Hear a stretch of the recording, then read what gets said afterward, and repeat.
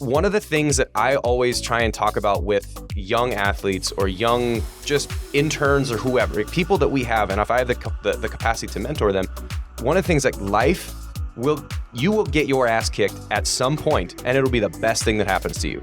And I remember the specific instances that happened to me. So you were mentioning that hard-headed stuff. It was that I thought I knew what was going on, and then life is going to kick you in the ass.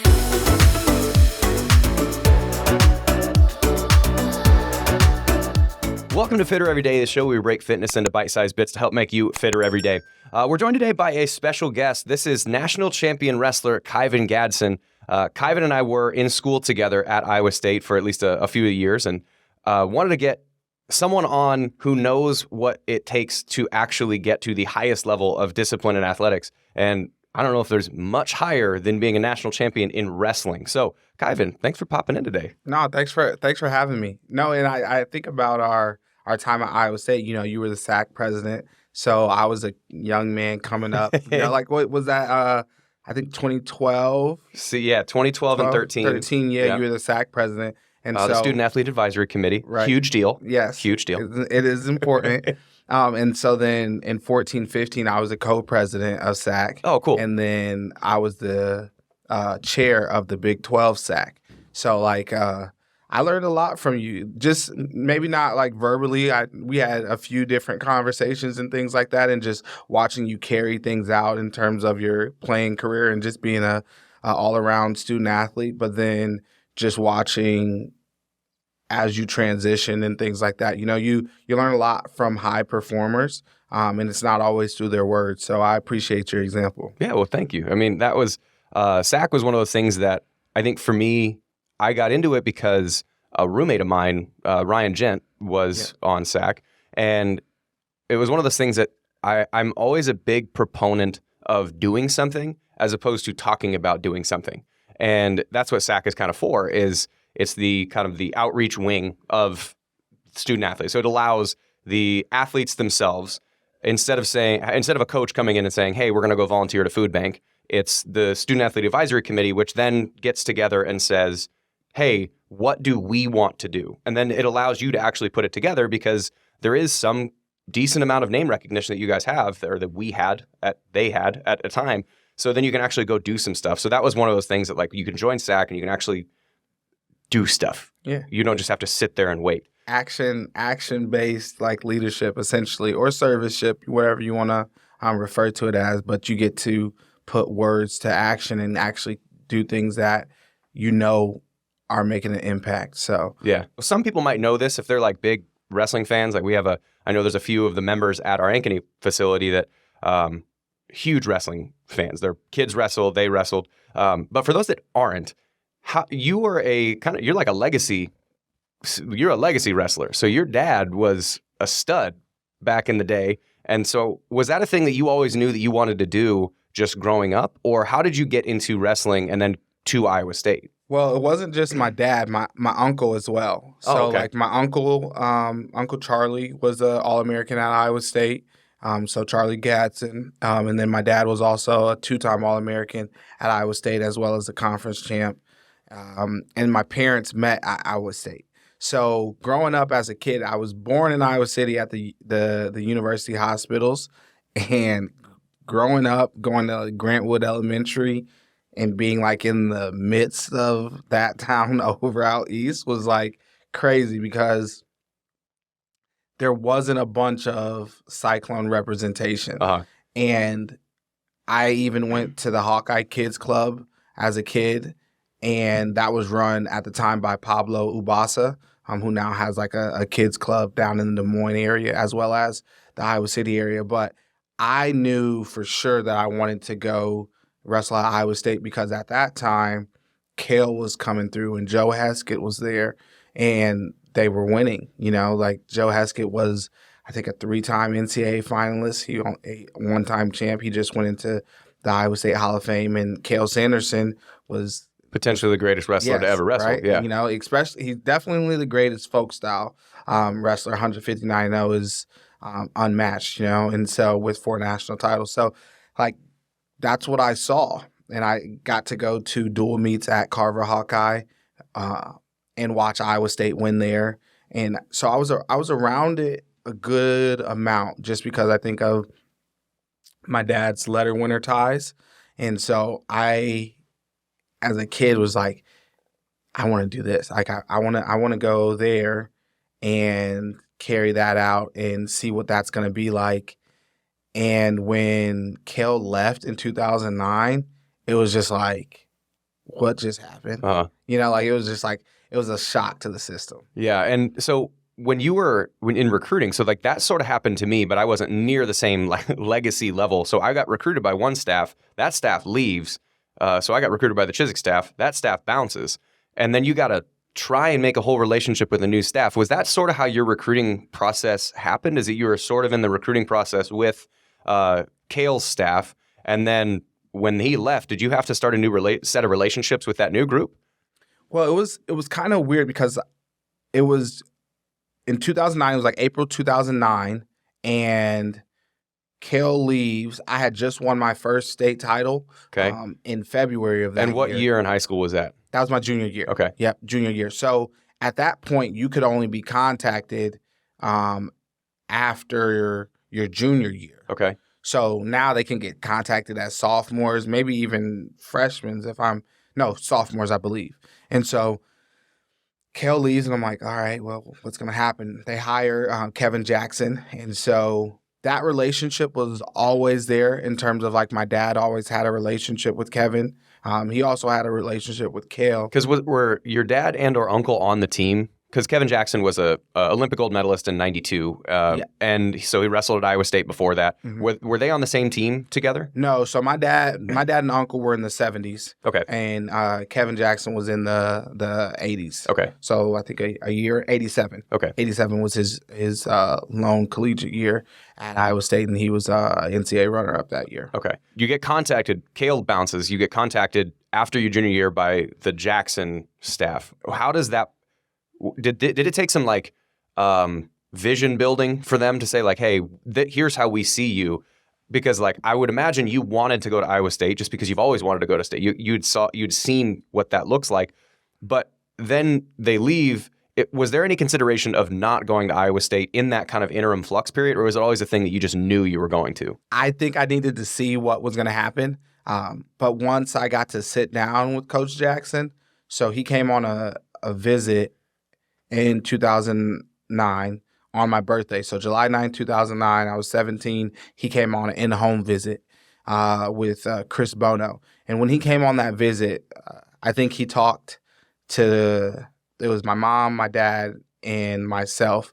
And this was like his message was, if you come to Iowa State, you'll get a bachelor's degree, you'll get a master's degree, you'll win an NCAA title, NCAA titles, and you'll win world and Olympic titles. And so I think the bachelor's and the master's degree, we're talking to my mom. Uh-huh. My mom has her doctorate from the University of Iowa. So the education piece, although was important to both of my parents, my dad had his master's as well. My mom was very, very focused on that. And I think that was the piece where he was like really talking to her. And then as the wrestling side, it was the NCAA titles, the world and Olympic titles. And so 3 of those things happened. Like he came in, he said what he said. 3 of those things, transpired. The only thing that didn't was the world and Olympic titles. And so I am truly happy with the decision that I made to go to Iowa State and wrestle for Coach Jackson and carry out that legacy. Well, one of the things that I wanted to ask about too, so this is Fitter Every Day. The show is literally about kind of fitness and exercise, but it's also sort of about how to transition the discipline that exists in other arenas. Because we've had doctors on, we've had a pastor on, we've had financial people on. And so how do you then translate the discipline that goes in there? And when you use the word discipline, boy, it is hard to find a better example of discipline than high-level wrestling. Was that a thing that was hard for you to click into when you were younger? Because I would imagine by the time you got to be in college, you were sort of grooved into this is how, whether it's maintaining weight or the work you got to put in or whatever, like all that stuff kind of existed. Was that hard to learn when you were growing up? Because thinking of parents that are trying to teach their kids what hard work and discipline looks like, man, wrestling is hard. Like there is there's no way around it. It is probably the hardest sport that you could participate in. Was the discipline required to be good at that sport? Was that something that you just had, or did you have to learn it growing up? I would say it was learned. I think there's a certain natural component to it, but I think it was really cultivated and learned through example. Watching my dad coach, he was very diligent. You know, there would be mornings where he would get up at 3:30, 4 o'clock and go and make sure the weight room was open, you know, in the summer. I'm talking about this is summer. Yeah. This is summer break. And so when you're seeing that, it just becomes kind of the standard or the expectation. And so I think it was the example. It wasn't always him like chirping at me and telling me exactly, you're going to do this. This is how it's going to be done. It was more so like a collaborative phase. And it's like, I mean, to be blunt, he was like, look, I know what I'm talking about. And he said, you know, whoopings are free. That's as blunt as it gets. It's like, whoopings are free. So when you want to listen and you don't want that to happen, you come find me. Because I was hard-headed, you know, like I thought, you know, I'm a young kid. I think I know what needs to be done. And I didn't, you know, like I just didn't have that understanding. And it took some humbling moments. Yeah. Whether that was 8th grade, never winning a AAU state title, so didn't win a youth level AAU state title, or whether that was freshman year not making the state tournament after being ranked during the year, or that sophomore year losing and getting embarrassed in the state finals. Like those were like some humbling moments, like year after year. Like 7th grade, didn't make the AAU state tournament. 8th grade, made it, came up short and took second. 9th grade, don't make the high school state tournament. And then in 10th grade, make the finals and then just get embarrassed. By who? It was Derek St. John. Okay. Yep, Derek St. John at 145 pounds. So I'd moved up from freshman year 125 to 145. And he was just straight up better. Just straight up better. He's coaching at Iowa State now, right? Yep, he's one of the assistant coaches at Iowa State. And so it was just, you get beat by 13, 14 points in the state finals. I'm like, do you know how many people just saw that? like it's like humbling. And then especially for a 14, 15-year-old kid whose ego is probably overly large, which I know for sure my line of cocky confidence was definitely over on the cocky side. It was just humbling. I'm like, especially if this would have been in the social media age, I'm just thinking like, there's a lot of girls that probably saw me like get beat up. Like that is like, ooh, that's a dagger for a 15-year-old kid that feels like he's like a young man, like has a lot of swagger, confidence. And so it was just very humbling. But I think the example that my dad set in terms of a wrestling, like he was always willing to help you be better if you wanted to be better. Like he wasn't going to tell me like, no, I'm not going to go work out with you, or I'm not going to watch film. There were certain things I had to learn to do on my own, like go for runs. But watching him be able to come in, I mean, I had teammates that were working at Tyson's in the summer. And so, again, we'd get up at 3:30, go lift for 4 o'clock, and then they would go to Tyson, and I would go to the Tasling, you know, and then after work, we're back in the wrestling room working on skills. Mm-hmm. And so it was just like, that was kind of like the cycle we were in for sure. I think that's it. What's funny, there's two things that stick out about kind of like recalling that. One is for those that aren't athletes, like, or didn't, if I would just, I sometimes call myself a competitive asshole. Like if I'm in a competition, I want to win that competition. Absolutely. And I'm sour when I lose. And so, and take that across all of the sports spectrum. You remember exactly the point total, the movements, who you lost to. And it's funny because some people that didn't grow up in that world are like, man, that's weird. How do you remember? It's like, no. I remember all of that. Like, traumatic. You remember all of that. And what the other funny thing that I was thinking about, which is more of a translatable point, is one of the things that I always try and talk about with young athletes or young just interns or whoever, people that we have, and if I have the capacity to mentor them, one of the things like life you will get your ass kicked at some point, and it'll be the best thing that happens to you. And I remember the specific instances that happened to me. So you were mentioning that hard-headed stuff, is that I thought I knew what was going on, and then life is going to kick you in the ass. It doesn't matter if it's going to be like, oh, you made you made it to the point where you're 37 and you make an investment, that investment goes wrong. You had the confidence, you thought you were overconfident in that thing. Or for athletics, that's the great thing about it, is because there's such an objective win-loss. There's an objective success-failure. For me, when I got to Iowa State, I was a running back that played running back. Like I didn't block. Like, come on. Yeah. I'm going to get the ball 35 times in high school. Right. And I didn't have to block. And so I was thinking, like, I know how to do this. And first camp that I ever went to, I'm trying to do things the way that, like, I'm not listening. Like, Coach Pope was my running backs coach. Still love Coach Pope. And when we were in our first blitz pickup drill, the people that were the starting linebackers then were Jesse Smith, who was a state champion wrestler at Southeast Polk and all Big 12 linebacker. Fred Guerin, who is an absolute just tank. He's a 230-pound tank. And we're doing blitz pickup drill, and I'm listening to the coach, but I'm still thinking, like, I can do this. Fred Guerin hits me with a bull rush. His hands get underneath my chest, and I am airborne. And the thing that breaks my fall is the back of my shoulders. Gone. And Coach Pope is audibly laughing as I get back to the line. He's like, son, I told you to get your shoulder pads down. I was like, God damn it, you're right. And so you telling that, of saying you remember the exact losses, you remember when you got your ass kicked as a sophomore in the state championship, that loss, that failure isn't something to necessarily be protected from. It's something to be learned from. And I would imagine when you turned around and talked to your dad or your coach, was your dad your formal coach? Yeah, he was my former coach. So when you talked to your dad after that loss, I would imagine he was saying, all right, what are you going to do about it?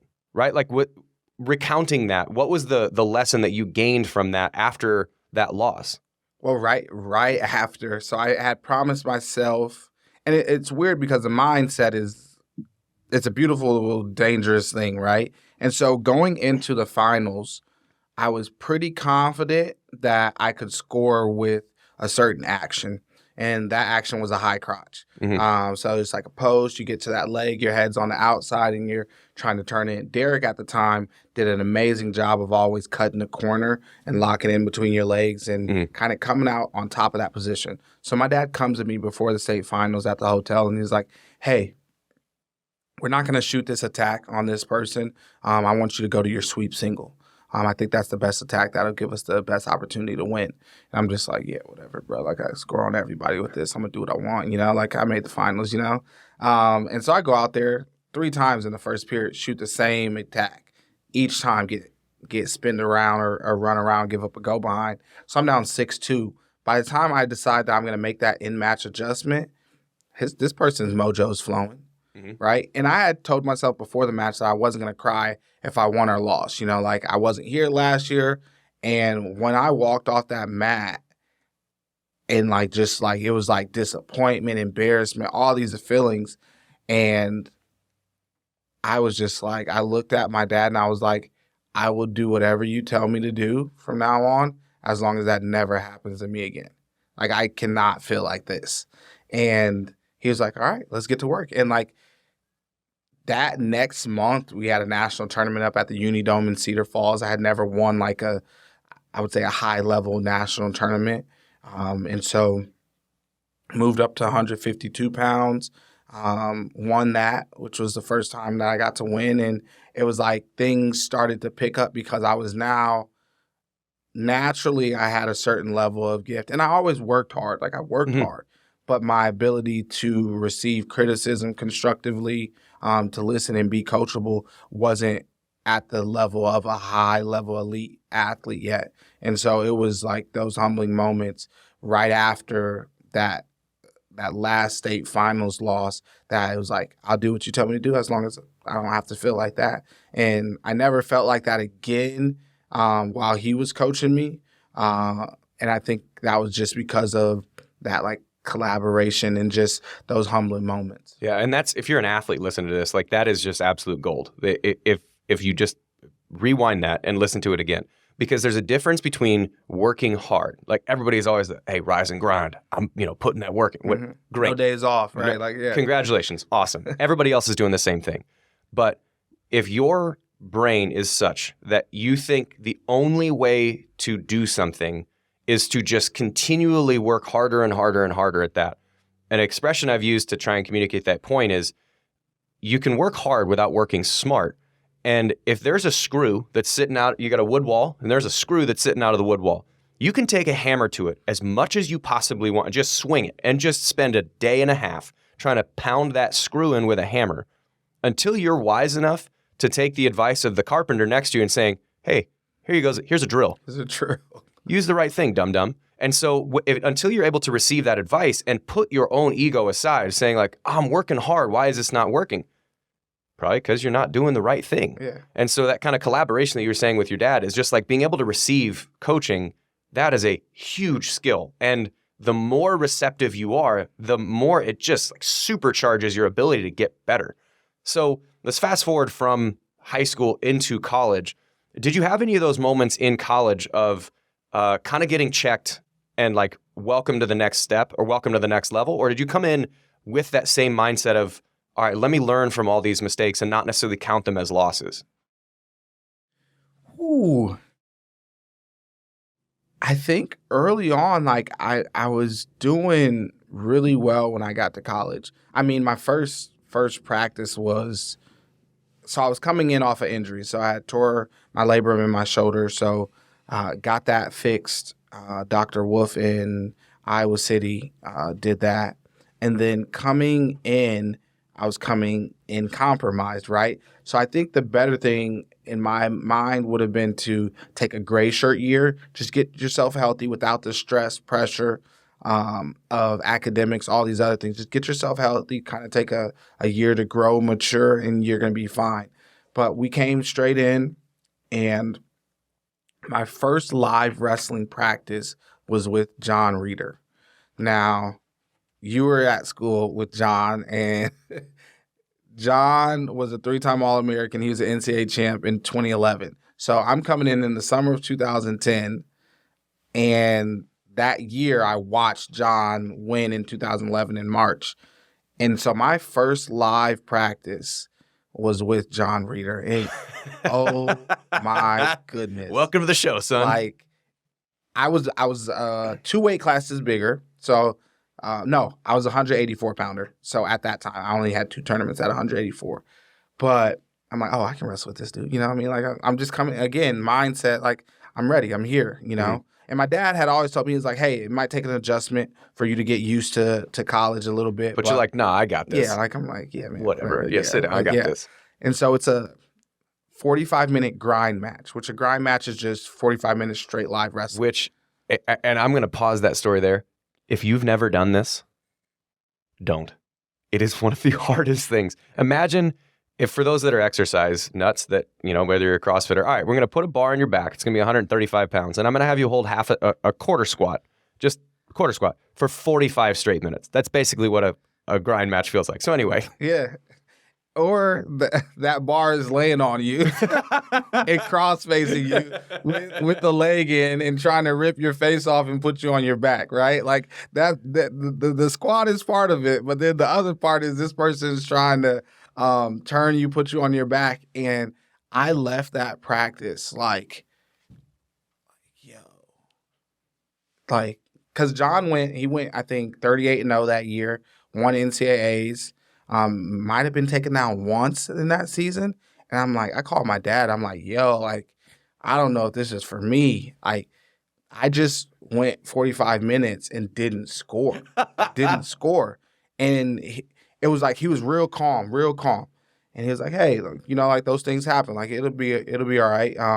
What I need you to do is go back and get focused for the next practice. Like, just keep showing up type mentality. And I'm like, all right, I can do that. And I think it was the next day I wrestled John again, but this time it was a 7-minute match. It was just a regular 7-minute match. And in that 7-minute match, Um, I lost, but it was like 9-5 or 9-6, something. Like he still beat me up, controlled me. I got a reversal, and I might have got one takedown and some escapes. But it was like, oh, like you can wrestle. Like you haven't forgot how to wrestle. Like you still know how to wrestle. Your toughness, right? Like your ability to deal with a grown man like that's coming to get you has to catch up. And so that was like an eye opener for me. But then like injuries kind of hampered things initially outside of that. But like that was like a really big eye opener that first practice with John Reeder was like, yo, there's levels. And you ain't to this one yet. But at least you got to see what the bar is. You know, Yes. you got to see that it is possible for a human to do that. You know, like a human in this room that I am interacting with, it is possible for someone to get to that bar. And then you go, oh, okay. All it takes is then I have to then work in the same way at the same level that he does. And if I do that, then I can get what he's got. But I've got to make sure that I try and match that. And so I would imagine it was nice. Like that would have been one of the best things to have is having that, again, getting your ass kicked and then going, all right, I'm going to do what he does. I'm going to work like he does to get to the level that he's at. So how many years, because were you a starter right away or were you backup or alternate for some of the like tournaments and stuff when you were younger? So it's like different now, but right away I wrestled in the Cyclone Open and I won the Cyclone Open. I beat the maybe 8th ranked guy in the nation at the time. And so I'm like telling Coach Jackson, I'm like, pull the red shirt, like let's go. Like because again, like I'll be training right as long. And could you in those open tournaments, those didn't count towards a red shirt, right? Okay. Those didn't count. And so I'm like, pull it, let's go. Like I'm ready to get active. Like I'm be trained against the best guy in the country. John was ranked number 1.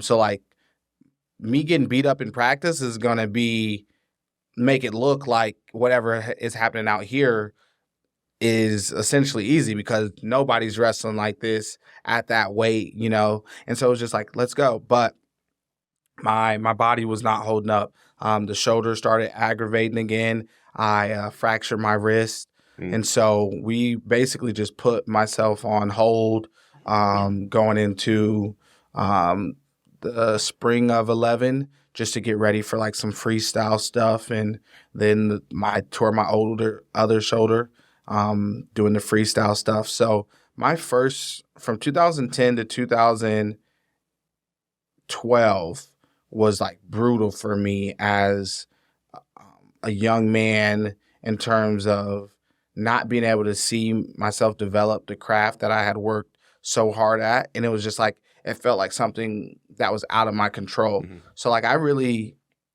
like fell into like a depression and started using, you know, alcohol and some other stuff like as coping mechanisms. And so it was really tough for me trying to adjust and address that situation because it's like, that's where all my confidence came from, was who I was and what I did. And so like, it was like a misplaced type situation in terms of I'm putting too much emphasis on this thing that I do in terms of wrestling and not an emphasis on the person that I am. But it was because of that misplacedness that I had to go through, again, some humbling rewiring phases. So what brought you out of that when you were in that kind of that trough of having that identity removed as wrestler because you couldn't? How did you get out of that to get yourself back on your feet? Because ultimately, like the story ends happy. You got it. You won a natty. Like, right. How did you get out of that point to get back on the point where you're like, okay, I can do this again? Well, it was a few different things. I think there's a variety of situations that moved me there. One was SAC. So it was like it was giving myself an opportunity to be involved in a different capacity, right? Like I know I can't go out there and wrestle with my teammates. I can't do this, but what can I do in this space? So SAC was one of them. And then my dad got sick. He got sick with lung cancer. And that was in 2012. And it was like stage 4 lung cancer. You know that he's probably not going to survive. So you're like, maybe 1 to 2 years he might have. when he told us, it ended up being like 10 months. And it was like, make sure he sees the investment pay off. Like make sure he sees that investment, that energy that was put into you, let it come to fruition. And so that was like, it was like, I gotta get right. Like I gotta tighten up. And so that 2012-13 season was very important for me. Yeah. So I think I've been lucky enough to not have to lose a parent. I would imagine the lessons that you learned when he was on the planet, they were there, but they weren't like right in your face. Mm-hmm. But then when you're no longer able to talk to him about it, I would imagine every single day there would be something that pops into your head to say, oh yeah, I remember that. I remember what I'm doing here. I remember, oh, when he said this or when we did this. Were there any lessons or are there any lessons that stick with you now from your dad that you can just think like top of mind that every single day or every single instance that this thing occurs? Are there any that just come to mind, like little phrases or stuff like that is always in your life now more so than when he was around? Well, when my sister and I were kids, I don't remember what we did. We did something and we tried to hide it, right, in some capacity, and we got caught. And so what his thing is what's done in the dark will eventually come to the light. And so it's such a vivid and like valid statement, but like at that time you don't understand it. But we had to write it like 1,000 times, like in a notebook.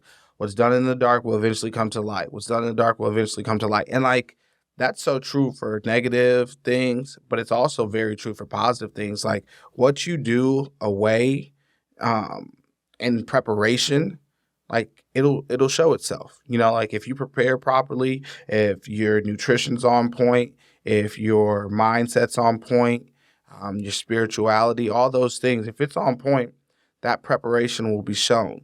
But if you're not, that preparation will be shown. So that's the most vivid one that I can remember. And it was just because, like, as a kid, I had to write it in a notebook a ton. Like you weren't going to get a whooping. Not that I didn't get whoopings, but like there was also times where wasn't listening, and he was like, either you're gonna get really strong or you're gonna start listening. And I just was kind of like pretty strong because like it was push-ups, it was squats. Like, and we would have conversations about why you shouldn't be doing certain things. But like I got really good at push-ups and like holding it halfway. That's why I hate push-ups to this day. Like wall squats. But like that one where I had to write what's done in the dark will eventually come to light is the one that sticks out for me the brightest. Man, that's I love that too, because it is one of those things that, like, the old adage of characters, what you do when no one's looking. Sometimes that gets lost because you don't see the immediate result. But when you have that kind of understanding that, like, at some point, I don't know when this seed is going to grow into a tree, but right. At some point it's going to. And so I'm going to keep doing this. And so that's a great lesson. So you come out of this hardship into what becomes probably the most successful few wrestling years of your college career into the 13-14 season, the 12-13 season? 12-13. Okay. So what was the difference in your work ethic / attitude / style that led to the success that you had later that you didn't have earlier? So what was different about your championship years versus where you came up at least a few years short, other than health? When I think about what was different, it was the details. Obviously, like health-wise, 2013, I was pretty healthy, but I was also dealing with my dad being sick, right? So I All-American that year, win a Big 12 championship. Like, it's good, but you come up short, right? So going into my junior year, 2013-14, I'm healthy, but mentally and emotionally, like I'm not present. Like something feels like it's missing for me, and I wasn't taking care of, I think, the mental health aspect of myself. And so then like 2014-15, I really took like a big gamble. And I talked with Coach Jackson, and I was like, hey, like, I just need to not wrestle all summer, right? Like, I'm not in love with this sport right now. I need to figure out why that is, because I know deep down, like, I love this sport. I love the craft of it. I love the competitive nature, but the result we're getting isn't conducive to where I'm supposed to be at. And so he was like, I was like, look, either I can do it again, just like we've done, like wrestle in the off season, yada, yada, yada. And I'll be All-American again, just because I think I have those skill sets. I like to win. And I think I'm talented and explosive enough to do it. Do it, to figure it out. But I was like, I think the difference will be if you give me this opportunity to really like deep dive inside myself and really figure some things out, the skill and everything will be there, but then the mentality will be there too. And so we took the summer off from wrestling. I lifted, ate, and just kind of got big and strong, and really deep dived into like my mental and my heart, and like, why do you love wrestling? What is it about wrestling that you love? Really diving into like emotional intelligence and just the awareness of myself, so that if something did happen during the season, which something always happens, you get banged up, you lose, something negative is going to happen. But like, how do you respond to that? And that's where I really focused on and like created kind of like my mantra, which was like the be rare. Was like be relentless in pursuit of this goal of being a national champ. Be aggressive, intelligently aggressive. If you're intelligently aggressive, you'll be fine. Be resilient when things go wrong. Respond accordingly. And then be electric or energetic. Like, bring positive energy. Be present. Be someone that people want to watch. And if you do that, you'll execute and you'll be rare. Like, only 10 guys get to win a Division I national title every single year. And if you do those 4 things, you will have an opportunity to win. Now, it doesn't guarantee that you'll win, but you'll be at peace with what happens. Yeah, you'll be able to control the book on your own. The book won't be slammed on you. You'll be able to shut it. And whether or not that last chapter says champion, or whether that last chapter says All-American, or whether that last chapter says qualifier or nothing, your effort then is you're writing and closing the book yourself with that effort. Yeah. So what I'm curious, because I remember I wrestle growing up, and I'm a fan of it and kind of pop in and out, especially when I kind of like have some awareness of it. Dude, I remember when I was watching your national championship run, that was some of the most fun wrestling to watch, because you weren't always in situations that are like dominant, controlling situation all the time. But when you did find an opportunity, like I'm just thinking of the title match that you had, where did that move come from? Because it wasn't like, to my knowledge, that move didn't exist until you did it. So where did that come from? And was that a creativity? And so for those that aren't watching, like, just pause the video and just go watch like Kyvan Gadsden National Championship. Like, it's such a sick move. Was that something you practiced? Was that something you just felt in the moment? Because I would imagine that resiliency you're talking about, you weren't in like a perfect match position for that entire match in order to get that result. Where did that move come from? And was it just like a free-flowing creative in the moment? Did you practice that?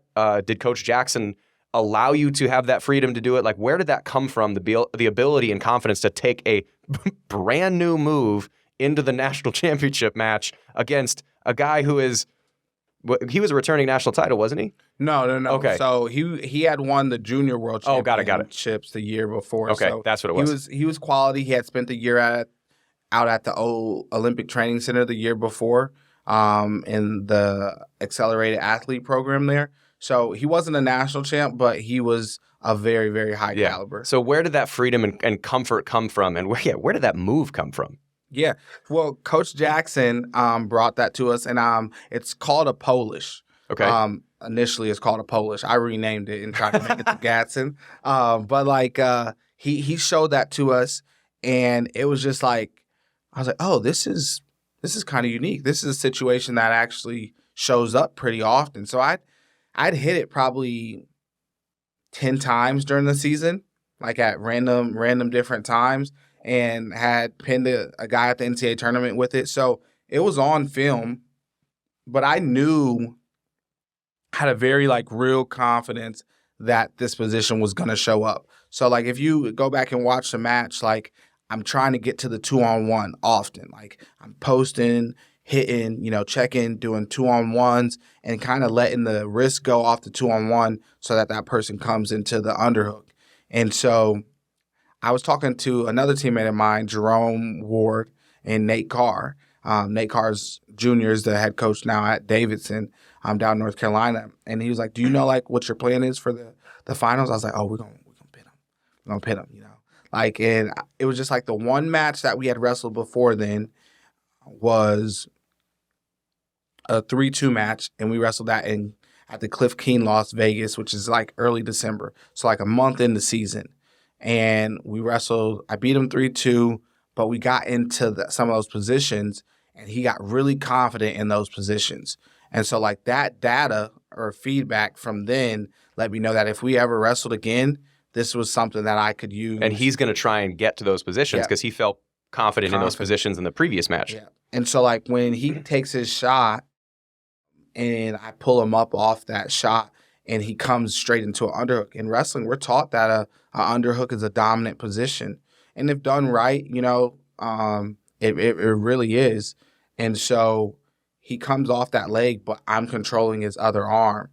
And so it was just like, it was like, go. Like in the video, you can hear Coach Jackson like, go get it, go get it, go get it. Because he saw it too. Because like we had just done it so many times. I think I had like 13 pins that season, and probably over half of them came from that action, which is like it's Polish, but it's also a judo action too. It's because it's a trip. Like it's a trip and a throw at the same time, which I would imagine if you are a high level wrestler, getting tossed does not happen. Doesn't happen often. And so when you get, like, there's got to be at least a little bit of panic that, like, even if you are an experienced wrestler, for that guy that you're wrestling, when his momentum starts to completely switch, I would imagine there's a bit of, oh, shit. Like, there is some type of panic that happens in that move. And I would imagine that's part of the effectiveness, is that you just come from shot, retie, gone. Like, that whole thing happens in, like, 2 seconds.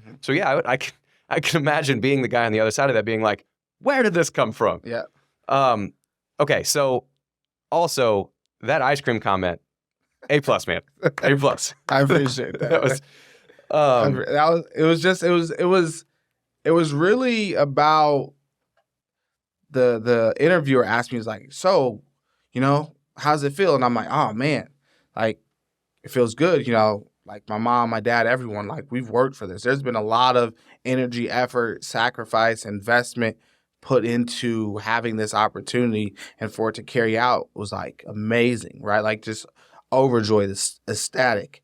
And then he asked me like again, and then the whole narrative around me had been like, oh, your dad died, like you kind of got to win for your dad.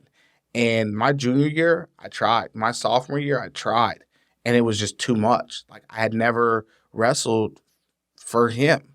Like, it was something that bonded us. It was something that allowed us to share common experience. But he wasn't my motivator for doing it. And so my senior year, I was like, I'm not doing it. Like, I'm not wrestling for him. So when that second question came and it was like, so, like, how does it feel? It kind of felt like they were kind of like poking at me to try to get He was trying to get the answer that he wanted. Yeah. And I was just like, think happy thoughts. Like, what are you going to do like now? Like, what's your celebration going to be? It's like, I'm not about to go to the club. I'm not about to go do anything crazy. Like, what makes you happy? It was like, I just want some ice cream, man. And I bolted off. And I'm like, I'm a bad man. Because, like, my brother had been sending me Muhammad Ali clips, like, all week. And, like, telling me, like, rumble, young man, rumble. Like, it was just, like, it was a very exciting moment. From the high part of being a national champ, there is a natural, there's a natural movement off of that. And so when you go from being a national champ, because you were a senior, and then you were in and out of Olympic trials for a bit, can you walk us through the next few years of your wrestling career and where that ended up stopping? Yeah. So 2015, I don't wrestle in the off season. I had taken a grad assistant position at Iowa State in the Office of Student Athlete Development to finish up my master's. About 3 months into that, I sat down with Jamie Pollard and was like, hey, like, I think I need to find out if I can be an Olympic champ.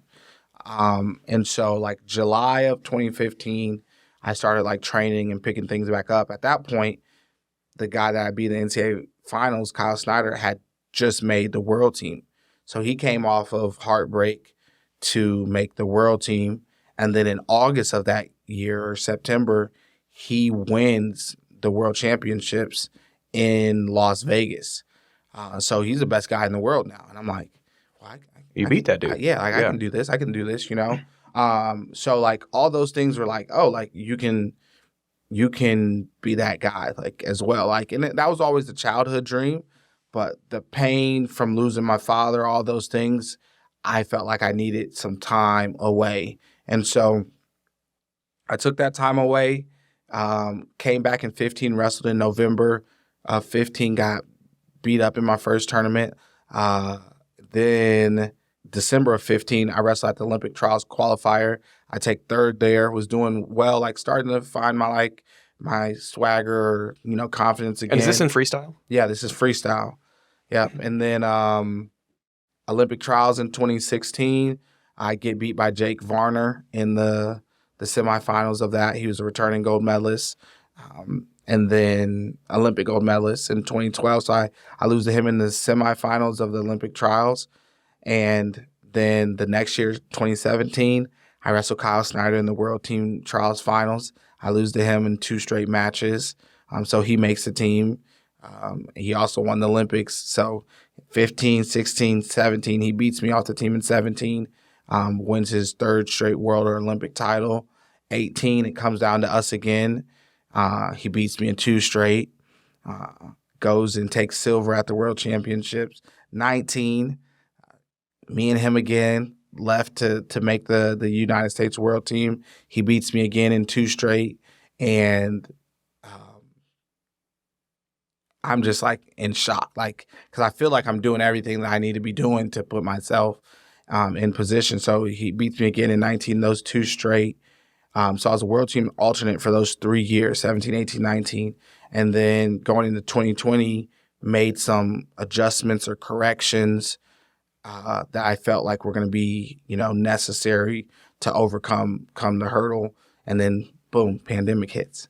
And so October of 2020, we're wrestling, which is like the first tournament back after the pandemic. And so we're going to wrestle in the semifinals of the U.S. Senior Nationals. And so we come out, I get a takedown right away. So it's 2-0, and we're wrestling like real physical because that was one of the things I needed to attach to the physicality to give myself an opportunity. And we go out of bounds or something, and he I believe he hurt his ankle. So I scored on that situation. So it was 3-0. So he decides he's going to keep wrestling. I take him down again. It's 5-0. And he medical forfeits out of that match. And so then I'm wrestling his former training partner in the finals, and I lose to him. So I'm like, what in the heck? Like, I get past the one guy that had been a headache for me, and now I lose to this other guy.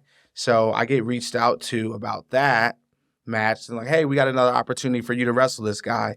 His name's Colin Moore. And they're like, okay. I'm like, okay, like I'll go do that. Like that'll be in Austin, Texas, November of 20. And I'm like excited, right? Like, cause like this dude's beat me, right? So I'm like, another chance. And I come out in that match. I take that guy down right away. And he shoots, I defend. I go for my Gatson step around or the Polish.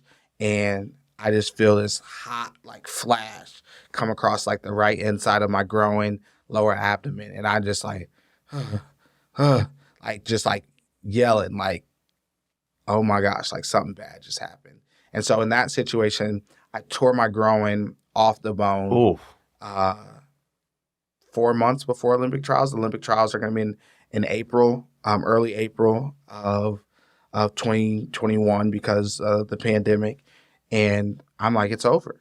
Like, that's it. Like, that's how my career is going to end, you know? Like, and it was just like terribly gut wrenching. Like, I'm literally at the spot where I'm like supposed to be, like physically, like my body's in amazing shape. Like my body fat percentage is probably at 7 or 8%. You know, like I'm just doing everything right that I feel like I'm supposed to.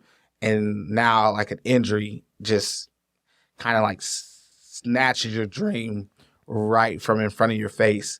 And that was like, yo, like this is nuts. So anyways, I fly out to Vail, Colorado, get some plasma rich platelet injections in my growing, like right above my pubic symphysis. Terrible. Like I had to go out there 3 different times, and when I tell terrible, like you've had your own share of injuries, right? Like I'm like, yo, this is not okay. Like they take the blood out, they go spin the white blood cells, and they shoot you back in it, and they're like, hey, we're having a hard time like getting in the vein, like, and you know, like when you're in like decent shape, like you can veins, see it, yeah, like they're right there, you know, like it's all veiny. I'm like, what do you mean? They're like, are you nervous? I'm like, well, I mean, yes, I don't know. I mean, you're poking me, you're prodding me. You can't get the blood out. I'm in Colorado, which altitude is crazy here, you know, like, so yes, I am slightly stressed right now. What gave it away? Yes, right? Like I'm slightly stressed. But I do that, and then we go to Olympic trials. And I only got to train probably like a month and a half for Olympic trials. So like around February, I could start actually like wrestling and doing a penetration step and all these different things again. And I'm like, it's going to be tough, but like, you got to just figure it out. This is the situation. And so go to Olympic trials, first round. I get beat by someone that I beat probably like 3 or 4 times in my career. And I'm just like, that's it. Like, that's how my career is going to end, you know? And I mean, I'm really in like shock and disbelief because it's just like, it felt like I was like in a twilight zone out there. Like, wasn't really super aggressive, like hadn't really, I guess, maybe challenged or tested the growing enough to have the confidence to really go and really put it out there. Kind of was just like showing up. And so I went through like that whole rest of that day, like it was like, well, do you want to wrestle back at the Olympic trials, you know, like, and ultimately just was like, well, if this is going to be it, like, go get what you can. Right. You know, like you can still make a national team. You can still be an Olympic alternate. Go try to make that happen. And I was able to carry it out. I ended up coming all the way back to get 3rd place and become an Olympic alternate, the 2nd Olympic alternate. And then after that, wrestled a few more times, changed weight classes, just trying to find my way on to the world team. So I went down to 92 kilograms, which was closer to my college weight. But then also going through some personal life stuff, just really like impeded my ability to be free, I think, in performance. So that was 2021 into 22. And then that's kind of where it all, I would say, like the decline started right after like Olympic trials. And then I guess I had like a soft retirement at May 2022 World Team Trials that were in Coralville over at the Extreme Arena. Didn't make like a public announcement, didn't leave my shoes out there, but I felt like it was time to kind of like step away. And maybe it's not like a full retirement, but I definitely needed a refresher for sure. So I'm extremely grateful for the sport of wrestling, but it was time. So how has it been since then, as far as not being able to, not necessarily not being able to, because you could go out there and wrestle if you wanted to, but not in a competitive sense. The transition from I can still do this and I can still have this dream, and you can still, like you said, it's still there. But what is the transition like because it's only been about, 18 months since May of 2022? Yeah. So what has that transition been like? Because for me, it was a hard jerk out of what my mental processes had been. But it feels like you potentially would have had a softer way out of it from over time kind of saying, all right, this is a checkpoint. I'm going to close the book here. How have the last 18 months and sort of the process in and out of it been from whether it's competitive or an emotional side? Well, it was brutal because even going into the May 22 trials, like in February, I had my meniscus removed all the way. So my meniscus had been acting up for a while. They're like, oh, yeah, like you'll probably be back to normal in like 3 weeks. And it wasn't back to normal. So even going into those World Team Trials in 2022, I didn't feel like myself. Like I had moved up to heavyweight because most of my career, my best results were at light heavyweight. So I had moved up now, and it was like, all right, let's just see if that'll work, better. And just the focus wasn't there. We talked about discipline earlier, like the discipline and the details weren't like dialed in, so it was tough making that transition. Like that whole year I was working in the Office of Student Athlete Letter Winner Engagement full-time as well, like as an associate, and doing the training on top of that. So it was like something had to, be sacrificed, right? And for me, it was the wrestling at that point, like just didn't have that same energy. And I always remember watching guys and like guys like you knew like as a kid, and you would see them either go on to college and be wrestling and their energy wasn't the same as it was when they were in high school. And I would always wonder, I'm like, Dad, like what's going on with this person? Like why aren't they like, like locked in or whatever? And I always told myself like I wouldn't be one of those guys. Like if that starts happening, I might have maybe a couple competitions like that, but like I'm not going to stick around, even though like you're good enough maybe to stick around, but it doesn't do justice your career or the workload that you've put together. Right. And so like I was like, I'm not going to do that to myself. So that's why I had to step away. But the adjustment was difficult because I was like, I'm not doing anything. Like I didn't cut weight my whole life. Like I'm not working out. I'm not eating a salad. I'm not eating anything green. I'm just going to do what I want. I want to, like, if I want to have a drink, because I hadn't had a drink in 7.5 years, like, if I want to have a drink, I'm going to have a drink. If I want to go eat a burger, I'm going to go eat a burger. If I want to eat a whole carton of ice cream, I'm going to do it. And it was probably like December-ish where I was like, yo, like, it's kind of hard to put on my socks. Like it's kind of hard to put on my socks. Like, and it was just like, this isn't okay. Like, and this isn't you. Like what's made you as a person is your ability to do more or do extra or do things intelligently. Like this isn't intelligent. Like you just letting yourself go isn't intelligent. So it was like, all right, you got to find something else. You got to find a different outlet, whether that's coaching, picking up jujitsu and mixed martial arts. Like it was like, you got to find something else, whether it's just learning a new skill to keep yourself active, because otherwise you're heading on a hard decline. Yeah. Like a hard decline. And that's not something I want for myself. And I don't think that would be a good example for like my daughter either, And so it was just like, you're gonna have to tighten things down. Yeah. I think his last couple questions that I was kind of asking, because it feels like there are a few people who could relate to this, and that's not to say like, look how good I am, but in the sense that there are only a few people who have such a public thing happen. So for me, so a little context for this. So the 2011 Oklahoma State game, that was like legendary. To this day, it's still what people recognize me the most for. And so when I got done playing, and so I was at Sally Spoke, was 2-time All-State, several sports, and then went to Iowa State and was like the belle of the ball. Like everybody, whether you're in Altoona or whether you're in Ames, everybody's like 32, whatever. Yeah, hey, what. And so I got done, and you'd go back to these alumni events. You go, and I still like doing the broadcasting stuff. It's genuinely fun, and I feel like I'm getting better at it.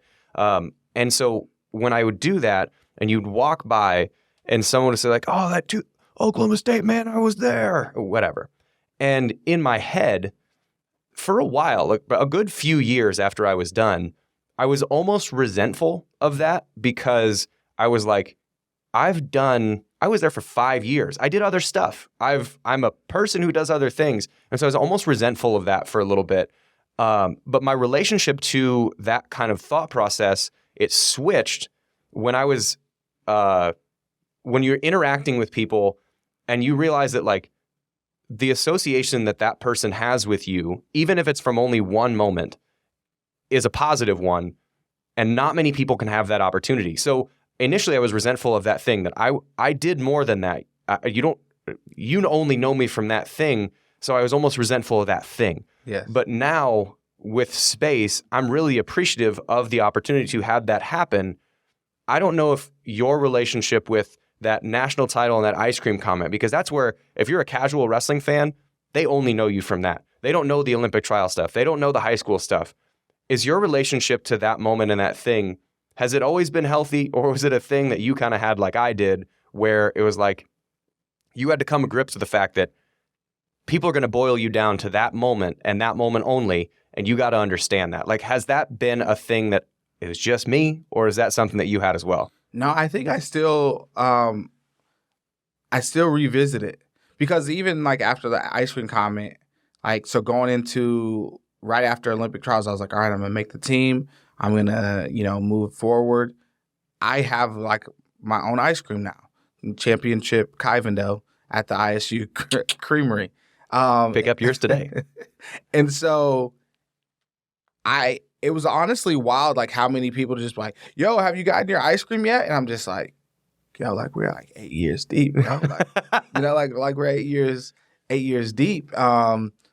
Yes, I've had ice cream, and so it was weird, but then kind of like you said, like understanding like that was a moment that people like really enjoyed, like it brought them like joy. They were happy, like the way it was for me, like, or even like an Iowa State fan.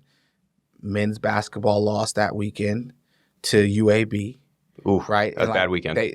So they had just won the Big 12 championship. Coming off that, then they lose to UAB.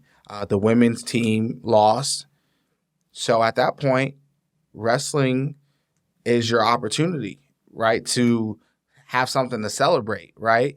And it was like, all right, like just understanding that and appreciating that people enjoyed that time. Like that was a good moment for them. And but I do occasionally like have those feelings, but then I try to reset myself and just receive it and be grateful, because there's a lot of people, again, like you said, that don't get to ever experience that. Like Israel Adesanya, he was talking about it, like after his last fight, he's like, I pray that you get to experience, a moment that makes you this happy. And there was so much failure and heartbreak and pain that led up to this one moment where I got to like be like, I did it. We did it. Like, this is amazing, right? Like we get to celebrate this.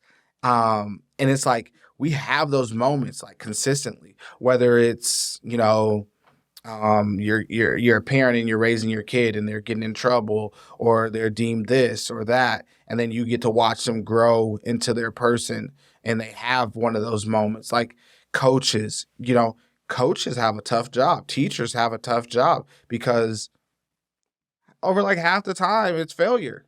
It's like mostly failure. Yeah. There's only one champ in any division. You know what I mean? And it's like, it's not that failure is a bad thing. And so like accepting failure and using it, like I think Giannis talked about, he said there's no failure. I don't agree with that exact statement, that there is no failure. Like, no, failure is very consistent. Is a season of failure? No, we failed to win the championship. That is what it is. Now that was part of our steps to get back to our championship, success. And so I try to, the kids that I coach and work with, I try to get them, we call it failure zone. Like, get to the failure zone, fail at something. This is a new skill, fail at it, learn at it, grow at it, and be okay with feeling those feelings, because it was failure that does lead you to that success. So yeah, and that, I mean, it's kind of cool just to think about, like, you know, you mentioned it. I hope that you have the chance to feel the joy that I feel or that I felt. And knowing that I was able to give that to other people, now it's really cool. Like whenever someone's like, oh, Oklahoma State, I'm like, hey, what's up, man? Yeah. Like I'm always now because, you know, again, recognizing that that's not an indictment or saying that it's not minimizing me to that moment. It's letting them know how much that moment meant to them. Right. And so, yeah, that's a thing that like I'm much better at it now than I was when I was like 25. Yeah. And like I was at that game too. And the only reason I was at that game is because my shoulder was torn. That's the only reason I got to go, because I wasn't traveling because my shoulder was torn. And so that was a night game. That was one of the few games I got to like go to and like be present, you know? So it's a fun day. Yeah, it was. Everything always comes back to Iowa State. Yeah. All right, man, I appreciate you coming in. Like, this was a fun conversation. I hope people got at least a little bit of value on whether it's work or whether it's just a fun story. So appreciate it, man. No, thank you so much, man. Like, and keep this up. I've been seeing the clips on LinkedIn, like everywhere. So keep it up, man. I appreciate you allowing me. All right, thanks, guys. Check you later. Thanks for tuning in to Fitter Every Day. For more information on our programs, locations, or any of the content that we have to offer, go to www.goldfinchathletics.com. And if you want us delivered directly to your mailbox, go to the newsletter tab while you're at the website. For any information or links mentioned in this episode, check the show notes. We'll check you next episode.